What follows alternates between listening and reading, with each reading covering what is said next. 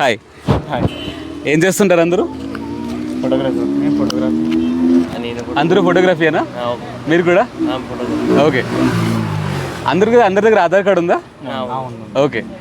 ఒకవేళ మీ ఆధార్ కార్డు పోతే ఏం చేస్తారు? అప్లై చేసుకుంటారు. మీరు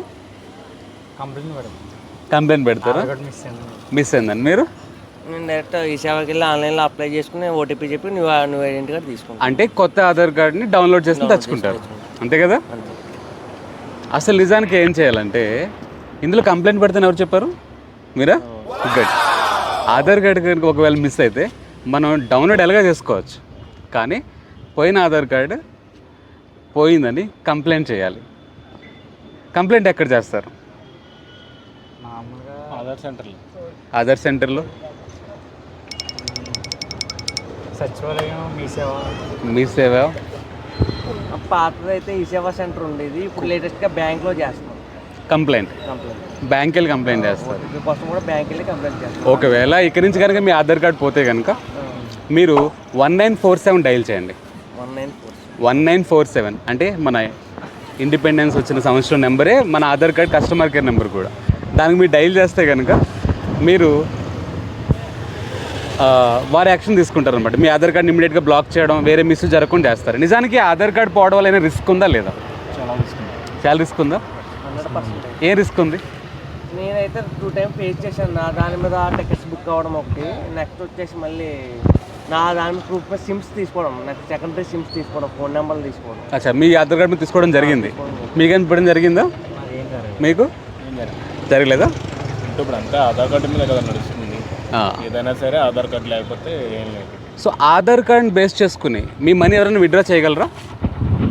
థంబ్ ఇంప్రెషన్ చేయలేదా? థంబ్ ఇంప్రెషన్ అవుతుందా? ఎలా? ఇప్పుడు లోకల్గా పెట్టారు కదా స్కానింగ్ మనీ యాప్స్ అని, కొద్దిగా లోకల్గా మినీ ఏటీఎం అని చెప్పేసి పెట్టారు కదా. ఓకే. టైంలో వాళ్ళ దగ్గర thumb impression, Aadhaar card number చెప్పి థంబ్ ఇంప్రెషన్ చేసి తీసుకోవచ్చు మనం. ఓకే. 2K అడిషనల్గా 20 రూపీస్ తీసుకుని మనకి డబ్బులు ఇస్తున్నారు అయితే. ఓకే, మీరేమంటారు? ఆధార్ కార్డు ద్వారా మనీ పోయే అవకాశం ఉందా? 50%. సో ఆధార్ కార్డు ద్వారా మనీ కూడా విత్డ్రా చేసుకోవచ్చు అని అన్నారు. ఎవరన్నారు దీంట్లో? మీరు. ఓకే. ఎలా పాసిబిలిటీ అంటున్నారు? థంబ్ ఇంప్రెషన్తో. ఓకే, మీరేమంటారు? ఆధార్ కార్డు ద్వారా మనీ విత్డ్రా చేసుకోవచ్చా? మీ ఆధార్ కార్డు నాకు దొరికింది, నేను దాన్ని బేస్ చేసుకుని మీ అకౌంట్ నుంచి డబ్బులు తీయగలను. 50% చేయొచ్చు. 50 ఛాన్సెస్ ఉన్నాయి. మీరేమంటారు? ఓకే, కన్ఫామ్గా తీస్తారని లేదు. యా, ఛాన్సెస్ ఉన్నాయి. దాన్నే ఆధార్ ఎనేబుల్డ్ పేమెంట్ సిస్టమ్ అని మధ్య వచ్చింది. కరెక్ట్. ఆ ఆధార్ ఎనేబుల్డ్ పేమెంట్ సిస్టంలో ఏంటంటే మీ థంబ్ ప్రింట్స్ ఉంటాయి కదా, అవి దొంగిలించవచ్చు.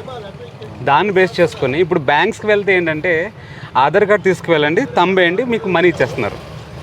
కానీ ఆ థంబ్ ఎవరిది? ఆధార్ కార్డులో ఫోటోలు జనరల్గా మనకు మ్యాచ్ అవ్వవు కదా, అది ఎవరి పొలుగులు గుర్తుపట్టలేము, అవునా కదా? సో ఆ బ్యాంక్ వాళ్ళు కూడా ఆధార్ కార్డు మనం పట్టుకు వెళ్తే దాంట్లో ఉన్నది మీరే కదా పట్టించుకోరాళ్ళు, ఇలా వేలు పేగానే మ్యాచ్ అయితే ఇచ్చేస్తున్నారు. కానీ వేలు మీరు కాపీ కొట్టి తీసుకెళ్ళారు. ఓకేనా? సో ఇలాంటివి కొన్ని జరుగుతున్నాయి. కాబట్టి ఆధార్ కార్డ్ని ఎక్కడ పడితే అక్కడ విచ్చలవిడిగా ఇవ్వడం అనేది కరెక్ట్ కాదు. ముఖ్యంగా ఎక్కడ ఇస్తుంటాం మనం చెప్పండి? సహజంగా సిమ్స్కి ఇచ్చేస్తుంటాం, పొలం సిమ్ కార్డు కోసం ఇస్తుంటాం, రూమ్ సర్వీస్కి ఇస్తాం, నెక్స్ట్ దేవస్థానాలకు వెళ్ళినప్పుడు అక్కడ మన గుర్తింపు కోసం అక్కడ కూడా ఇస్తాం. ఇంకెక్కడ ఇస్తుంటాం? నెక్స్ట్ మన జనరల్ ఐడెంటిటీ కోసం కూడా కొంత చూపిస్తాం అందరికి. Very good, very good.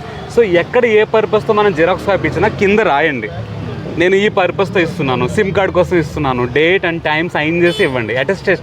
Self attestation చేయండి దాని మీద. అప్పుడు కాస్తో కోస్తో దాన్ని ప్రొటెక్ట్ చేయొచ్చు. ఒకవేళ మీ ఆధార్ కార్డ్ ఎవరికో వెళ్ళింది, అది వాళ్ళు వాడేస్తున్నారా లేదా, నిజానికి మీ ఆధార్ కార్డు ప్రస్తుతానికి సేఫా కాదు, ఎలా చెక్ చేసుకోగలరు చెప్పండి? నేనైతే లాస్ట్ టైం ఏం చేసినానంటే సార్, అది నాతో చిన్న ఇష్యూ వచ్చింది, బ్యాంక్ టైప్ నుంచి వస్తుంది. దానికి ఆల్రెడీ ఆధార్ కార్డు లింక్ చేయమన్నా, వాళ్ళు లింక్ అయిపోయి ఉన్నది అప్పటికే. ఓకే. నాది సెకండ్ నెంబర్, నా ఐడెంటిటీ కార్డు మీద సెకండ్ నెంబర్ తీసుకుని దాన్ని యాక్టివ్ చేశాను. ఓకే.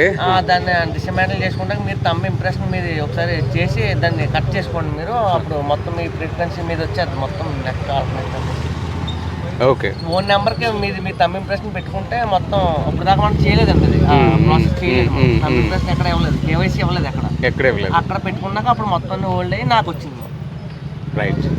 సో మనకి మన ఆధార్ కార్డ్ సేఫ్గా ఉందా లేదా చెక్ చేసుకోవాలనుకుంటే కనుక ఆధార్ కార్డ్ వెబ్సైట్లోకి వెళ్ళిపోయి మీ స్వయానే వెళ్ళండి, యూఐడిఐ. దాంట్లో ఆథెంటికేషన్ హిస్టరీ అని ఒక ట్యాబ్ ఉంటుంది, ఆప్షన్ ఆథెంటికేషన్ హిస్టరీ. దాంట్లోకి వెళ్తే గడిచిన 6 నెలల్లో మీరు ఎక్కడెక్కడ మీ ఆధార్ కార్డ్ ఇచ్చారనేది మొత్తం వచ్చేస్తుంది. మీకు తెలిసిపోద్ది ఆటోమేటిక్గా అది మీరు వాడారా మరి ఎవరన్నా వాడారని. అదొక విధానం. ఓకే, మీరు అలా చెక్ చేసుకున్నారు, బాగుంది.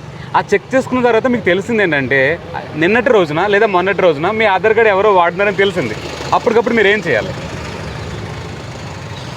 నేనైతే సిమ్ బ్లాక్ చేసేసి తెలియదు కాబట్టి ఆ టైంలో సిమ్ బ్లాక్ చేసేసి నేను సెకండ్ సిమ్ తీసుకుని దీన్ని కొత్తగా కేవైసీ చేయించుకున్నారా బాబు మనకు తెలియదు కదా అని చెప్పి బ్యాంక్కి వెళ్తే లేదా ఆల్టర్నేట్గా మీరు ఇదే నెంబర్ వాడడం మీరు ఎందుకు క్యాన్సిల్ చేసి అడిగారండి నన్ను. అడిగితే ఆ రోజు వాళ్ళు చెప్పారు మేడం మీరు కేవైసీ మీరు తప్పుగా ఉంది, మీరు ఎవరిని వాడిని మీరు ఎందుకు అడుగుతున్నారు నన్ను, ఒకసారి రీకేవైసీ చేయించుకోండి మీరు అని చెప్పేసి అడిగారు మేడం. ఓకే, ఆ రీకేవైసీ చేయించుకున్నప్పుడు మాది పర్సనల్గా ఉంది సేమ్ యాక్టివేట్ అయిపోయింది అది. ఓకే, మీరు చెప్పండి. మీ ఆధార్ కార్డ్ మిస్యూజ్ అవుతుందని మీకు తెలిసింది, ఇమీడియట్గా మీరు ఏం చేస్తారు? అంటే కంప్లైంట్ చేస్తారు, కానీ కంప్లైంట్ కంటే ముందు మీరు చేయాల్సిన పని ఉంది. అదేంటో తెలుసా? దేనికి వాడారో తెలుసుకుంటాం, ఆధార్ ఏ పర్పస్ మీద వాడారు. అది ఎవరో ఏదో ఏ పర్పస్ కోసమైనా మీది వాడకూడదు కదా. ఎవరైనా మీది వాడారంటే అది మీ పర్మిషన్ లేకుండా వాడారని తెలిసిపోయింది. ఎలా తెలిసింది? ఆథెంటికేషన్ హిస్టరీ ద్వారా మీకు తెలిసింది. తెలియగానే దాన్ని మీరు వెంటనే ఏం చేయాలి, దాన్ని ఎలా ఆపాలి వాళ్ళు వాడుకోకుండా? ఇంకొకసారి ఎవరన్నా మన ఆధార్ నెంబర్ ద్వారా ఏమన్నా తీసుకుంటే మనకు ఓటీపీ వచ్చేలా, అంటే ఆల్రెడీ ఎవరో వాడుతున్నారు కదా, రన్నింగ్లో ఉంది ఆ ప్రాసెస్, దాన్ని బ్లాక్ చేయాలి. ఒకసారి అలా చేయకుండా మనకు ఓటీపీ వచ్చేలా.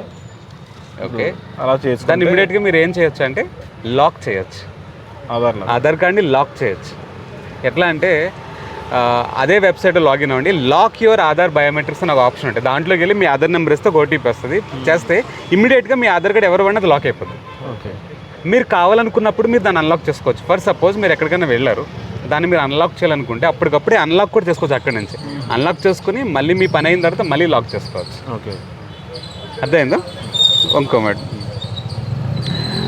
ఇప్పుడు జనరల్గా మీరు అన్నట్టుగా రూమ్ సర్వీసెస్లో లేదా సిమ్ కార్డుల కోసం అని మా ఆధార్ కార్డు ఇస్తుంటాం. కానీ ఆధార్ కార్డు మీకు ఫుల్ నెంబర్ కనబడుతుంది కదా, మరి ఆ సిమ్ కార్డుకి ఆధార్ కార్డు ఇవ్వాల్సిందే.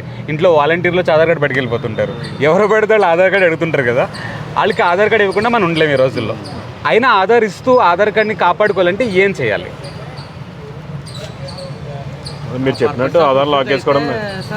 ఇప్పుడు వాళ్ళకి కావాలి, ఈరోజు ఇప్పుడు హోటల్ రూమ్లో వాళ్ళకి ఐడెంటిటీ కావాలి, ఐడెంటిటీ కోసం అడుగుతారు. కాబట్టి అప్పుడు మనం ఏం చేయాలంటే మాస్క్ ఆధార్ ఇవ్వాలి. మాస్క్ ఆధార్ అర్థమైందా? ఐడెంటిటీతో కలిపి ఒక ఐడెంటిటీని మ్యాచ్ చేసేసుకోవాలి. కరెక్ట్, మాస్క్ ఆధార్లో ఉంటుంది. మళ్ళీ ఆధార్కి ఎన్ని నెంబర్లు ఉంటాయి? 16 డిజిట్స్ ఉంటాయి, 4 4 ఉంటాయి, 4 4s ఉంటాయి కదా. మాస్క్ ఆధార్లో ఏంటంటే లాస్ట్ 4 కనబడతాయి, ముందన్నీ ఇంటూలు వచ్చేస్తాయి, ఎక్స్లు వచ్చేస్తాయి. దాన్ని వాళ్ళు ఎవరు ఏం చేసుకోవాలి, ఎందుకంటే నెంబర్ కనబడట్లేదు కదా. కానీ పైన మీ ఫోటో ఉంటుంది, మీ అడ్రస్ ఉంటుంది, ఐడెంటిటీ కోసం అది సరిపోతుంది. ఆ కింద నెంబర్తో వాళ్ళకి పని లేదు. రూమ్ సర్వీస్కి వెళ్ళినా లేకపోతే ఇంకెక్కడికి వెళ్ళినా అవి నెంబర్తో పని లేదు వాళ్ళకి. సో ఐడెంటిటీ కోసం మీరు మాస్క్ ఆధార్ ఇచ్చేసేయండి. ఆ విధంగా మీరు అక్కడ ఆపుకోవచ్చు. ఒకవేళ ఇచ్చేసిన తర్వాత ఎవరైనా దొంగిలించినా ఏం చేసినా లాక్ చేసుకోవచ్చు. ఒకవేళ లాక్ ఎందులో తెలుసుకోవాలంటే ఆథెంటికేషన్ హిస్టరీలో వెళ్ళి చెక్ చేసుకోవచ్చు. ఇవన్నీ జరిగిన తర్వాత మీరు ఎవరికైనా కంప్లైంట్ చేయాలంటే 1947 డైల్ చేసి కంప్లైంట్ ఇచ్చుకోవచ్చు. సో ఈ విషయంలో ఈరోజు మీరు కొత్తగా ఏం తెలుసుకున్నారా? చాలా తెలుసుకున్నారా? ఈరోజు మీరు చెప్పిన 1947 ఒకటి దానికే డైల్ చేయాలని చెప్పింది. కరెక్ట్, ఈ విషయం మీకు తెలిసింది కాబట్టి ఇక నుంచి మీరు జాగ్రత్తలు తీసుకోవాలి. మీ ఫ్యామిలీ మెంబర్స్కి, ఫ్రెండ్స్ కూడా ఈ విషయం చెప్పాలి. Thank you so much. మీ పేరు? సుభాష్. Subhash Subhash Subhash Subhash Subhash 1 JP Subhash 3 JP. చలో సత్య.